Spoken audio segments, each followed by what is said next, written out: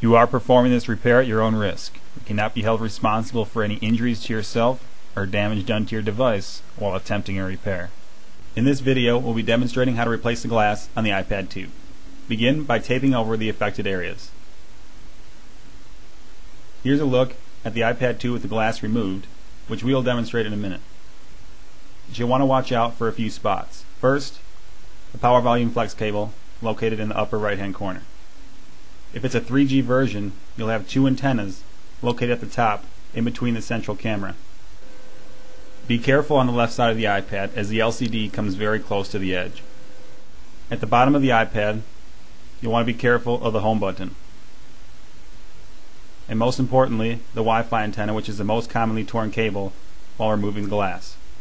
To remove the glass, we'll work our way around the perimeter using a heat gun to soften the adhesive and a metal pry tool to free the glass from the adhesive on all four sides, being careful of the danger zones. Your metal pry tool should be wedged in between the glass and the plastic bezel that surrounds the perimeter. This will prevent the casing from being scratched. You should keep your metal pry tool level with the glass to prevent it from further cracking. Continue to work your way around the glass, frequently applying heat and freeing the glass from its adhesive. The digitizer cable is located at the bottom left. We're replacing it anyway, so it's not quite a danger spot, unless you plan to salvage the original glass. Here, one of the two 3G antennas is sticking to the glass. This should be peeled away to prevent it from tearing when removing the glass.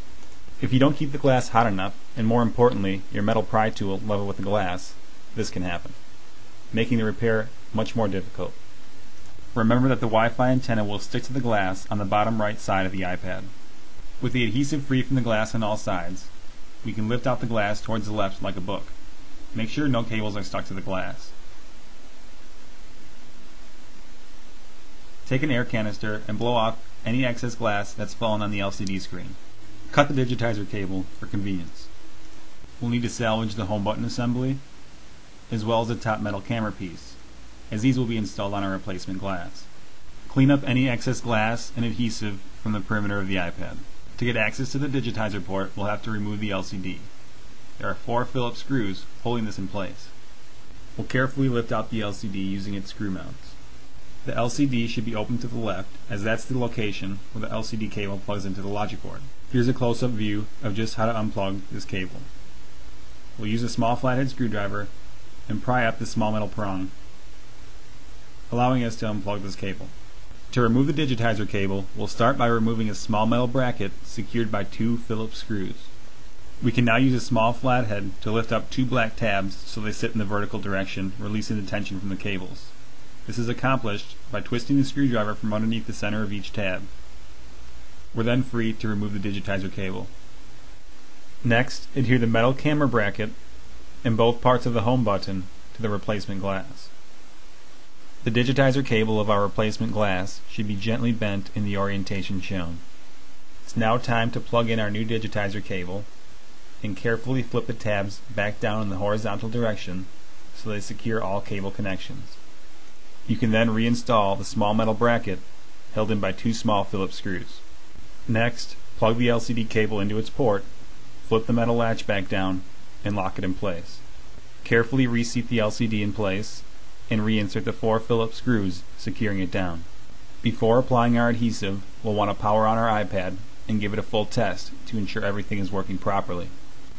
We're now ready to apply our pre-cut adhesive strips around the perimeter of the iPad. Avoid overlapping the bezel with the tape. Running a small flathead screwdriver up against the bezel while applying the adhesive can prevent this from occurring. Remove the paper backing from the double-sided tape. We're going to use super glue gel and apply it on top of our adhesive for a stronger bond. Super glue gel doesn't run like original super glue. You can use a small flathead screwdriver to apply tiny amounts of glue at 1/2-inch spacing around the perimeter. Using compressed air, blow off the LCD and verify there's no remaining dust or glass particles. Quickly remove the plastic film covering the inside of the glass. Flip the screen over and begin by setting it flush with the left side of the iPad. The camera bracket at the top center should also line up. Run your fingers around the perimeter of the iPad, applying pressure to bond the adhesive to the glass. Use a heat gun to make the adhesive soft and sticky. Finally, clamp the iPad and let it set for 45 minutes.